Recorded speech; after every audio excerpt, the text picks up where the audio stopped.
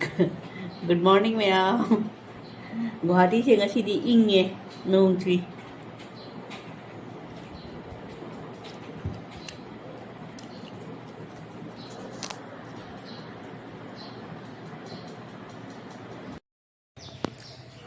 Ngasi ni weather se ne nung kitang chui ba.